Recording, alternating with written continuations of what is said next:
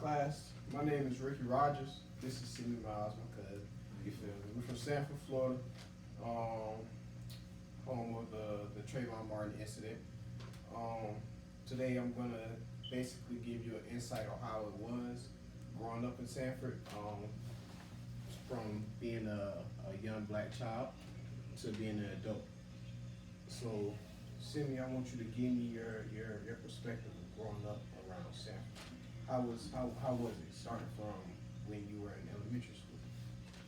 Well, growing up in elementary, it was good. I mean, I can't lie, I had a good life. But then my father got sick, so like once my dad got sick, I took on more of a responsibility of like trying to take care of my father. So it's like with that, I still went to school, took help have family members take care of me at first, while my dad was through the whole what is it, the nursing home phase and everything, because he had a stroke. It's like as easy as I went to school one day, came home, he just had a stroke, and it was like my life changed just like that. So it was like once you go through that, it's like, can you imagine going to school one day, your life perfectly fine, and you come home and your parent don't know you, like don't even know that you're their child. Yeah, that seems like it was pretty tough. Ain't nothing like that happened to me. But okay, so when this happened to you, how did you adapt? How did you overcome the situations? What obstacles? Well, I mean, far as I say, it's like this. It's like growing up, my mother, she was a high school track star, but like everyone else, as she got older, she dibbled and dabbled in things she shouldn't have. So my mother did carry on, she ended up on drugs, or so she wasn't present in my early on part of my life. So it's like once my father got sick, that was like my everything. But being the father that he was, I was blessed, as in not too many people would had the chance to be raised by their fathers. Mm-hmm. So with me being raised by my father, I learned how to cook. I used to go on trips with my father, fishing trips all the time, every weekend, family gatherings. So I had more hands-on tactic of being of what a man was early on. So it's like once my father got sick, it's like You assumed the role of being a man. exactly. I took on the role of, okay, I knew I had to cook for my dad if there wasn't, or if anything like that. So it was like, but at the same time, I knew he had to go to dialysis and everything like that. So with that being said, it's like, okay, I know I have to go to school because that was my job as a child. But at the same time, it's like, what am I to do? I gotta make sure my dad's okay. I gotta make sure he eat and everything as she goes. So it's like, It was that's just where the more difficult things came on, which taking how I'm gonna go to school and take care of my father. And then with teachers and everything like that, people don't care to take the time out to try to understand. They think everybody's situation may be the same, and that's not even the case. It's like I come to school late. One day I had a teacher ask me like, why do I even come to school? Why do I even come to school? And it's like, you don't even know what I got going on. So, would you say race played a part anywhere in the teachers and how the teachers treated you, how they felt towards you? Would you? I mean, I would say so, because I had other people who, if they came in late, it's like it didn't even matter. Like I had somebody, like I said, I'm black, not of a racial thing. It was like a white person, my white friend, he would come in late too. They never said anything to him, but it's like it made a difference if I was late. Mhm. But it's like at the end of the day, you didn't know what I have going on in actuality, nor did you care. The only thing to care to find out, only person I can say that word of for me was my dean, because he somewhat knew what I had going on. So it was like if I did have bad days, he'd come out to talk to me. But it was like people more so rather not try to deal with the things and try to find out what you have going on. They're just quick to be like, oh, this child is lashing out, or why are you acting like this, or just don't even come to my class without trying to figure out what's really going on with the student. Okay. So with all this going on and you growing up with all this happening with your father and with school and everything, when and what did you actually decide to do when it came to school? I mean, I continued school. I could say I continued school all the way up until like the 10th grade.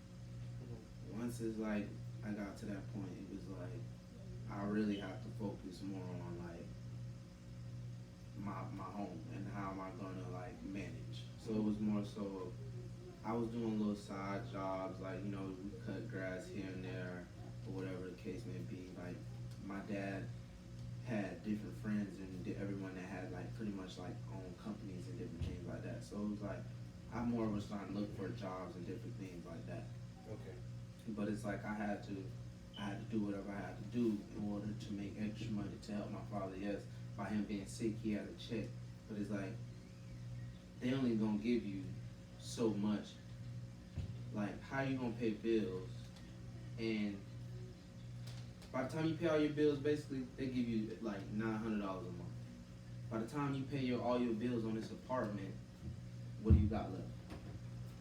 So if he had medicine, or if his bills or anything like that had to be paid for, how was he gonna get it? Exactly. So it wasn't about me, it became to be more about my dad. Yeah. Okay. So if you could go back and you could change anything about what happened growing up, what would you do? Or what would be the number one thing that you'll change? If I go back and change my life, if I could fix one thing, I'd be like more on my dad, as far as paying more attention to him, taking his medications and things like that before he got sick. Because if he had, like, I never even knew my dad was sick. Like, he had high blood pressure. And growing up, you always think your parents are just the healthiest. You're a kid, so you think nothing's wrong, nothing can ever happen, because that's the picture your parents paint for you. But now that I'm older, it's like you see the things that they really go through in life, and the trials and everything they go through on a daily. Now that we're older, is like you were doing a lot. Mm-hmm. And it's like, for me to even have that persona of there's nothing wrong, and really knowing how the world moves and how people judge other people and different things like that, is like you were strong. Mm-hmm.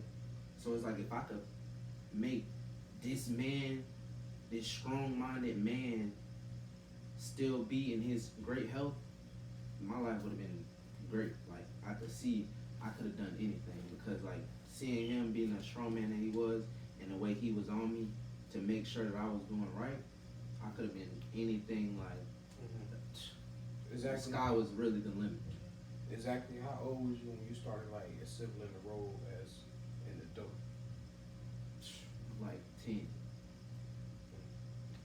So, okay.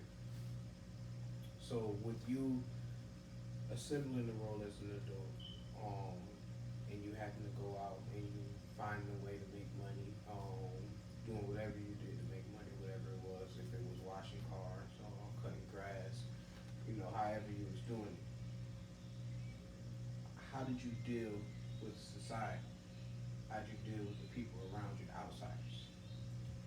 I mean, it was more so dealing with people on the outside is always harder, because like me being so young, it's like people don't understand. They're like, oh, you just a kid, you just a kid. Everywhere you go, everybody's mindset is, oh, this is just a kid. But in actuality, in my mind, it's like I'm doing everything you're doing. I mean, by the age of 15, I had my own spot. I had my first like legit actual own place. Because it's like, after later on I tried to move on. My mom came and got me later, like around 14.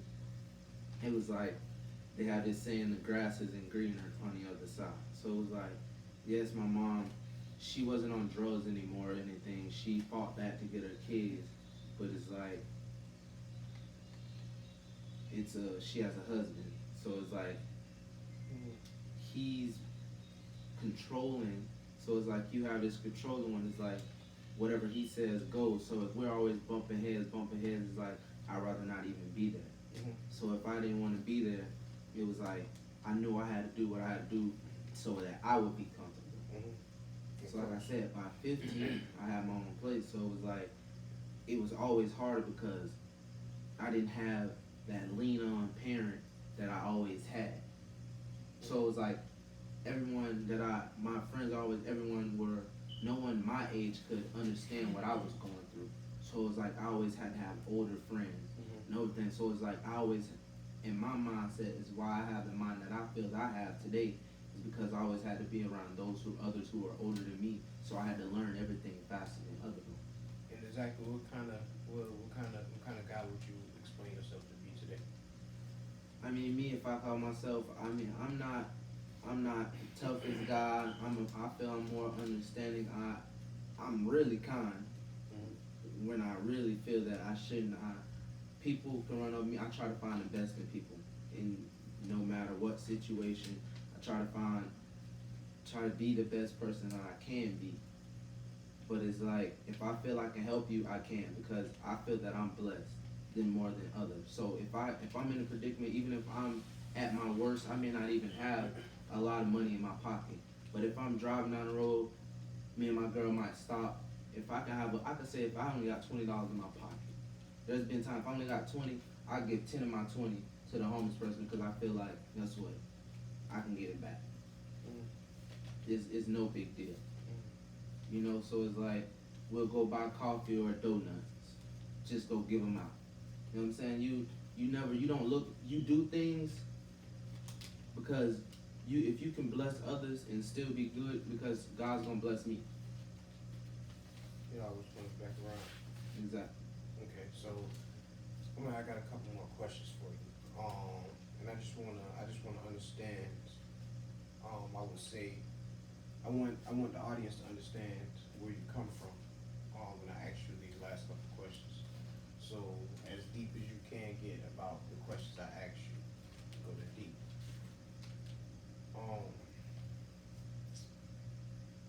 I know that you've been to jail a couple times.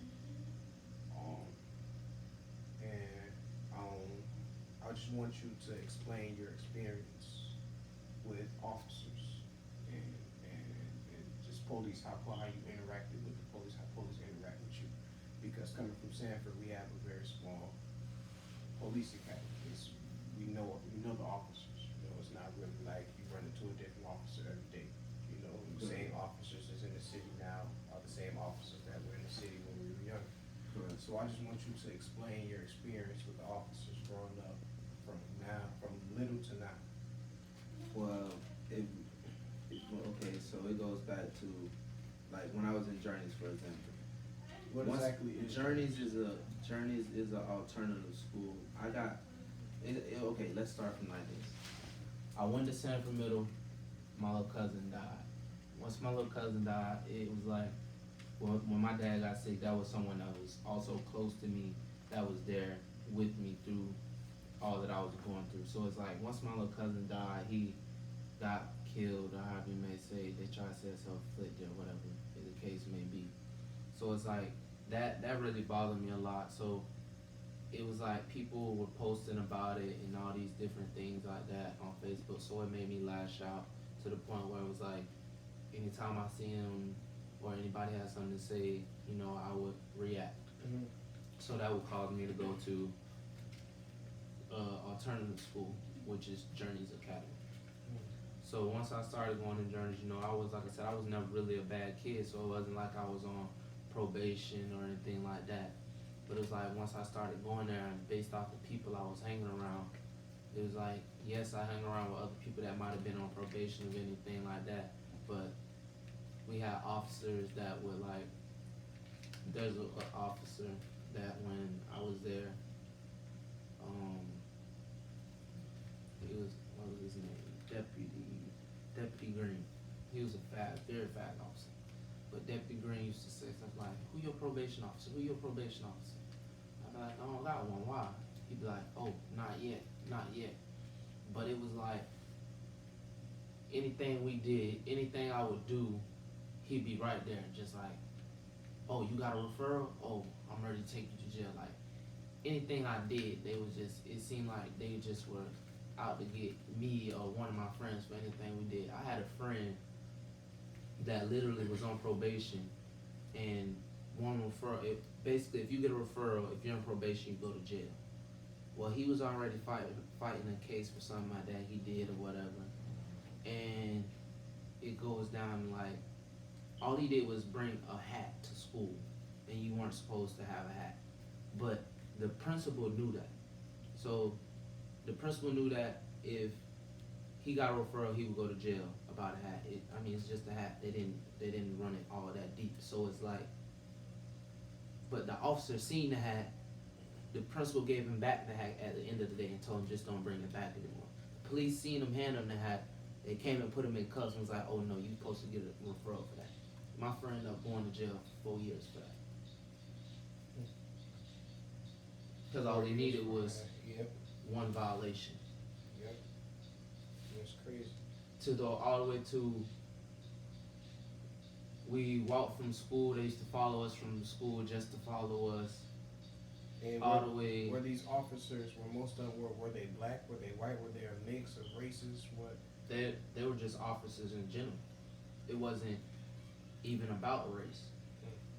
It's like nowadays it's not even about race. And I don't think It's a control. that's what people fail to understand. It's bad. Colored cops is bad. Asian cops is bad. Caucasian cops is bad cops. You know, it's good. There's good Caucasian cops. It's good Asian cops, and it's good black cops.